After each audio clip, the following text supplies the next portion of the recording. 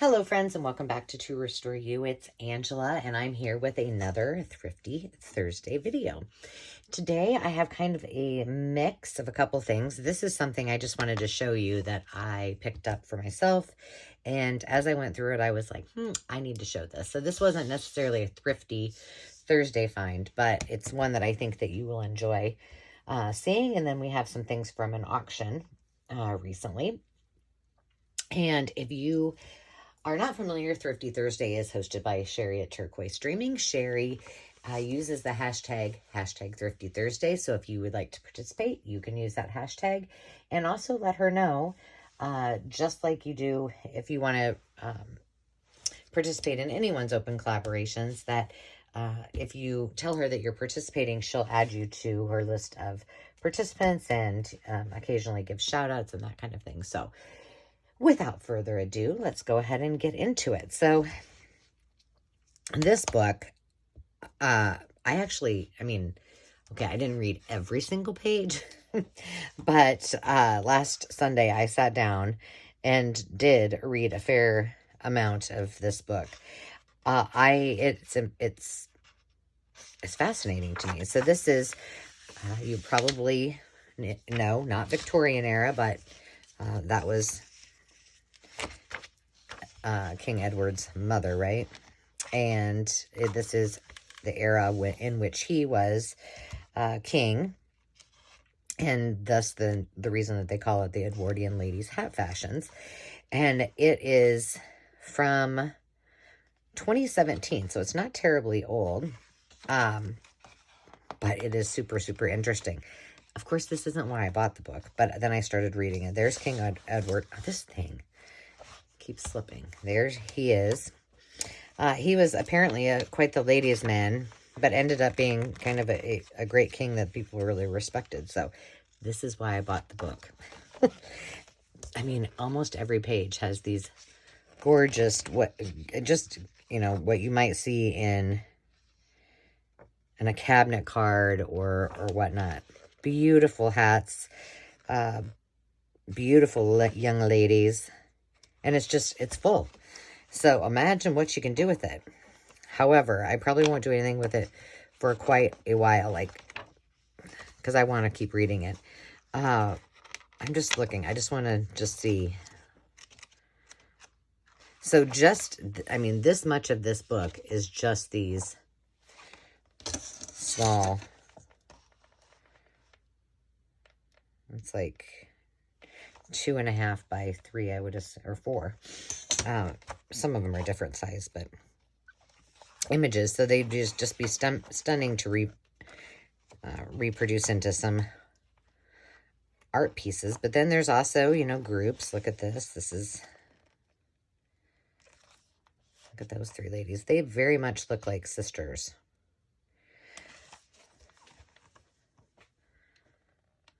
The popularity of carte de visite and cabinet cards was rapidly coming to an end. We see here 3 young ladies sporting their feathered hats and their relaxed cabinet card image from the early 1900s. Interesting. Okay, then there was also 2 other things that intrigued me. There's some bigger ones. By the way, I couldn't even read it, but it was talking about how the existence of birds and the whole industry of birds for these women's hats, it was kind of devastating to the bird population. And I was like, well, we're just going to skip that for right now, but I will go back and read. But there are many of these beautiful images as well. So again, now I had bought this on Amazon, and I will add it to my Amazon, or my To Restore You Essentials, so you can find it easily. But of course I couldn't really see much inside of it, except for, I think it gave me a few images. So I don't remember seeing these in the preview, but I was pleasantly surprised. Now, I don't generally do a lot of truly Victorian or truly Edwardian, kind of pre-1900s journals or, mixed media, but I love it, and this is one of my favorites. So cute. And so I thought, well, why not? You know, maybe I need to branch out. Yeah, so see, then it starts it talks about the industry and the, you know, people saving the birds and the feather dealers and whatnot. And it was, yeah. So that will get skipped for another day. But I have a few, which, gosh, I'm sure they're packed away somewhere. I have a few hat pins. I think my mom gave them to me. And so it had this whole segment of, first of all, the images of the hat pins. I got to hold this at an angle, which are stunning. You know, there's just so many of them. Then these are the hat pin holders. And I feel like we have this one. Or I had it. I don't know. That's probably a very popular one. If I had it. I mean, it wasn't like... But yeah, look at these. So imagine all the things you could do with these images. And then I'm not sure that you know this, but if you do a lot of reading, you probably do know. And even into like the 50s, women used hat pins as a defense mechanism because they were sharp and could hurt somebody. And this is titled "Never Go Walking Without Your Hat Pin." So it says, you know, just don't do it because you could get yourself in trouble, apparently. But at least you'd have your weapon if you did go out walking alone. Oh, I didn't read any of this about Coco Chanel. Maison Le Marie. Huh. Well, I didn't get that far, apparently. Now we've got some larger photos. But, I mean, I could just sit here and just go through this whole thing. Oh, yeah, I did get it on Amazon. And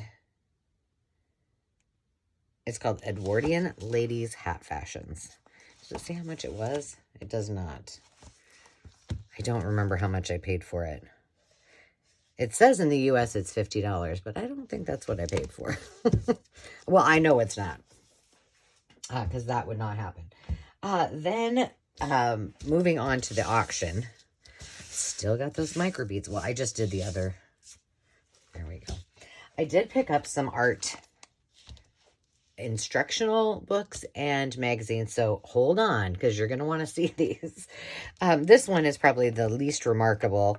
It's been well used. I'm not even sure what year it's from, but I think it could be fun for something. Oh, this is 1988. But nothing remarkable. I just really, really briefly skimmed through them. But really haven't looked really hard. But then, again, not the reason that I bought these, but I did get a lot of bonus books in addition to what I really wanted. So this one is Painting Wild Geese, featuring Canada, Snow, Blue, Brant, and Emperor geese. And this is from 1987. It's got a little bit of water. Somebody was probably spilled their paint or water when they were painting. But it's got all kinds of instructions. So, like, if somebody was into geese and ducks, this would be the book for you. But once again, not the reason that I necessarily bought this book. Oh, look at that's pretty.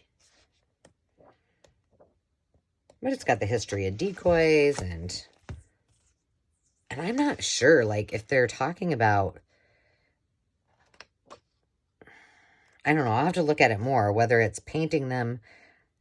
I'm a little confused. Is it painting them, like, on a canvas, or are they talking about painting them on the actual decoy? I don't know. I do not know. B.B. Hopper is the person that wrote that book.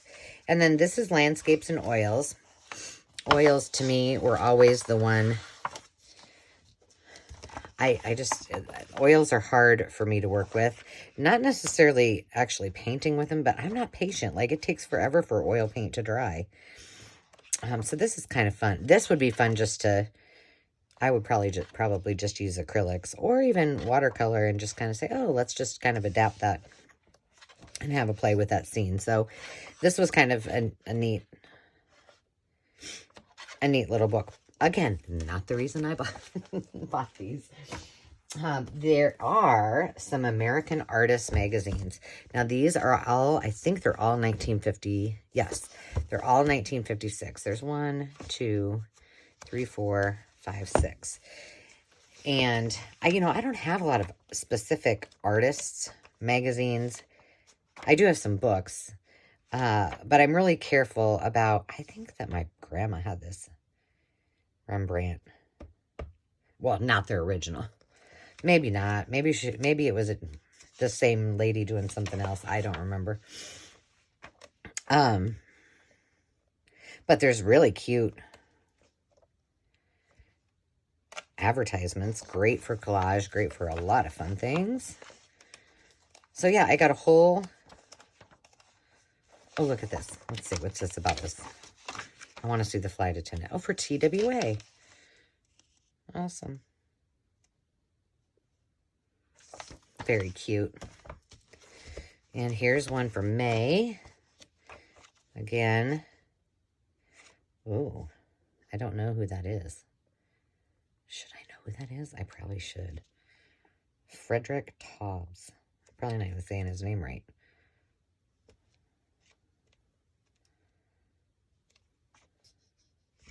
And so ooh, that's pretty. Frank Brangwyn. It's pretty. But I just like, I mean, it's a little, when I was taking all the art classes and I had to take art history, I'm not sure I appreciated it quite as much as I do now. So maybe I should pay attention a little bit more, but ooh, that's cool. Dixon colored pencils. Did you say red? Ooh la la, that's gorgeous. That's just a little insert in there. So, there's a lot of these. Much the same. A little variety. So, I don't know. I'll probably read them and decide what their destiny should be. Ooh. Poppies. So, these I did want, just because I was curious about what the contents were and, maybe learning a little bit more. That's cool, too. So, that one doesn't have very many illustrations in it. And then, as a bonus to those, I also got, some of you might know William or Bill Alexander. He, was that the 80s? You see his little face? He used to have a television show, and it was the magic of oil painting. But I don't know. Well, this was from 1981, so there you have it. So he's got, his art supplies. He even has that. So this one was, these are all, I think, these are all the photos or paintings that he did. Well, it should say 13 paintings.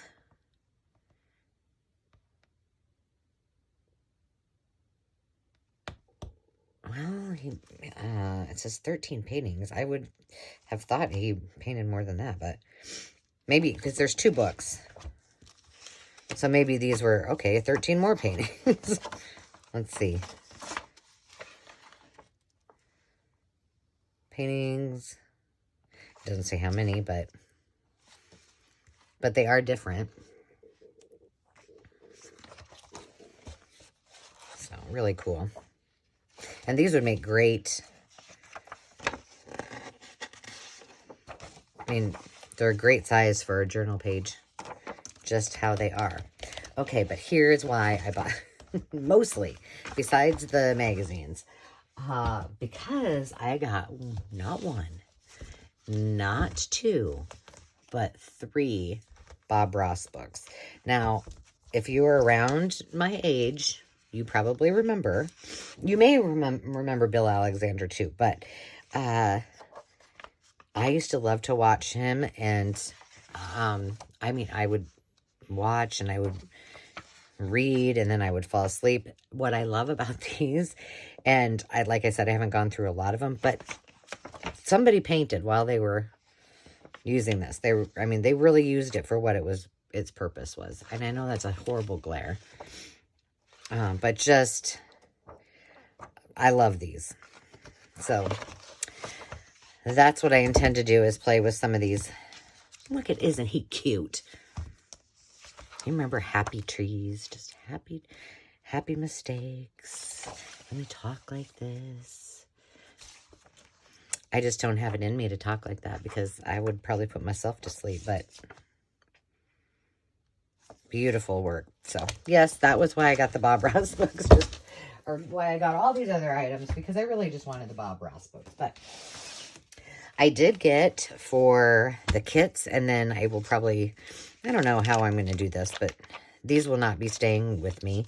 I have some of these, but these are just, I was going to say food stamps, green stamps. And so you could fill this one, looks like it's filled up. Nobody turned it in, but then you get all kinds of savings and promotions and that kind of stuff. So when you fill this page, you're halfway. Green stamps are your discount for paying cash. It's the best way for any merchant to say thank you for your patronage. So I got a whole bunch of those to share with all of you, and I just think they're kind of cool. But gosh, almost all of them are full. Somebody must not have needed the discount. I did get this. I haven't done any research on this specific Thrifty Thursday. It's in pretty bad shape. It says 1945. Well, 45 is when this was in 1st and 2nd grade at Manawa School. But it says 1941 here. So I don't know much about the book, but the illustrations are gorgeous. I'll have to read it. Stagecoach. Can't you just imagine, like, I mean, can't you just envision a child with his, cowboy hat and his holsters reading this book? And so, yeah, that would be a fun one to read. And then I did get a pretty good amount of little golden books. So I don't, well, none of these I am keeping. Because if I ever keep a little golden book, I have to give up one. So I don't need any more. And I do have this one. It's one of my favorites. It is Frosty the Snowman. So all of these will go into my live sales and or Etsy. We're going to see how these live sales do. And if they're, if we're having a good time and, people are buying things and we're having, and it's an opportunity for me to interact, live with you, then we'll keep doing them. But here's Tom and Jerry's Christmas. And just know, and like I said, these are far out. So I don't know when we will hit our 1,000 subscribers, but when that happens, then we will do our first live sale. And then I'll kind of assess and continue. Here's Lassie. He's showing the way. And there's a couple that are in bad shape, but most of them are, and this one's in really good shape.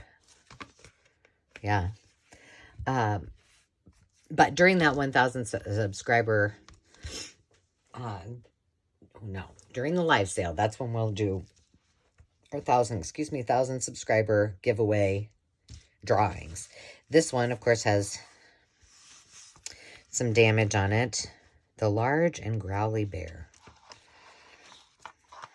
It's from 1961. Oh, but he's cute. Oh, and then we got some moles or voles or whatever you call those. Those little suckers, they're not nice. Well, they're not mean. They just make destruction. It's one of the items in our backyard that my cat likes to get. So this one, you can tell everything is gone. Somebody must have really liked this Tom and Jerry book. But the pages are fairly good. I don't remember seeing in my first flip through Yeah, all the pages look really good. They're not written on.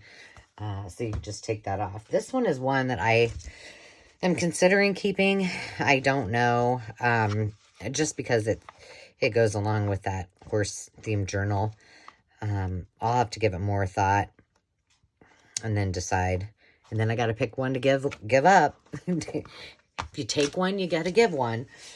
So this one I thought was cool. It's Dinosaurs.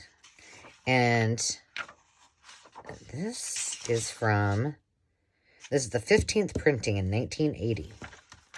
But it's kind of cool. So if anybody's into dinosaurs or doing a dinosaur journal, this is really nice. It's in really good shape. This one, I did kind of want to keep too, but once again, I have to assess. This is from 1954, but it is Heidi. The pages are fantastic. I am not keeping this, by the way. I love it. The illustrations are beautiful. The book is in great shape, except for we do have one little tear right there. And on the back, you know, it's not so great, but that's why we junk journal them, because we can transform them. Then we have Robin Hood. This one doesn't look, well, oh, this one's got some tears on it. This is from 1973. So that one's okay. It's actually, the cover's not too bad. Sleeping Beauty, she looks pretty new. Let's see Sleeping Beauty. 2004, yeah. So we got that one, and then the Color Kittens. You know, most of these are all pretty typical. This is 1977. It was originally 1949. I think I had this book. Not in 1949. I know I had this book because I remember this. Yeah. So the Color Kittens. So those were all of the little golden books. And then lastly, I got, oh no, I got something really fun to show you. These, I don't think I got at these are the next item. I do not remember where I got these. Huh, I don't know. But anyway, they're just three, Monkey George is what Landon and Demi used to call him. And I want to do a Curious George book. So I just picked these up when look at that one. He's making a splash. Oh, that's a color book. That's going to be fun. So those will just go in my Monkey George pile. Now look. This is, did you know Edith Holden wrote children's books? Because she did. And this is The Hedgehog Feast by Edith Holden. And the words are by Rowena Stott. And the illustrations obviously are from her. This is from 1978. So if you're looking for it, this edition was from 1992. And it's just cute. It's just about a bunch of little hedgehogs. Very different. I mean,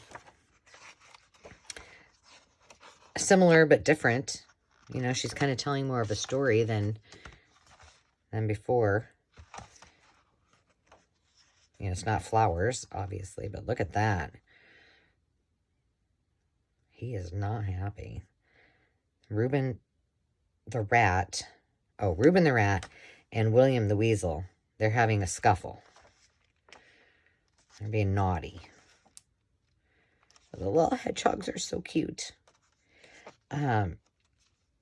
This would make such a cute fall journal. And just the size it is, I think. So, I don't know. I don't generally do many fall journals, but when I saw this, I was like, oh! And I think it would be just nice like this. It's 10 and about a quarter by 7 and a quarter. So, I don't know. This might be one on my live sales. I might do something with it. I don't know. I'm putting it up on my shelf. I did a whole bunch of rearranging and organizing and kind of sorted through my closet over there is kind of, it's kind of a, well, it was originally where I would do, I need to do another craft room tour. It used to be where I would do all my Etsy orders, but then I got much more busy with Etsy, and so that wasn't not enough space. So I changed it into my project closet, and then that's where I have like in totes each project that I have ideas for that I want to do, or my 41 items that are on my list that I haven't done. And I decided that I had some books in my project bin, and a lot of them were books that I was like, oh, these would make cute, you know, journals just as they are. And so I put them out where I can see them on the shelf. So this will go there as well. But that was a long explanation. All right. Well, thank you all for joining me. Now I get to finally clear off 2 of the 3 Thrifty Thursdays. I still yet, as of today, have not done, have not edited my video from our 177-mile trip I took with my best friend, because it's like a big undertaking. So by the time you get that, Dave and I will probably have done our road trip, and there will be that one. So we shall see. But thank you, as always, for joining me, for subscribing. And today, I know I forgot to mention at the forefront, but if you have stuck around, I want you to know Lee Chaffee, Kathleen White, and Mel's Dream. Thank you for subscribing, for your comments, and for being with me on this journey. I hope you have a fantastic day, and remember to take time to just be. We'll see you soon. Cheers.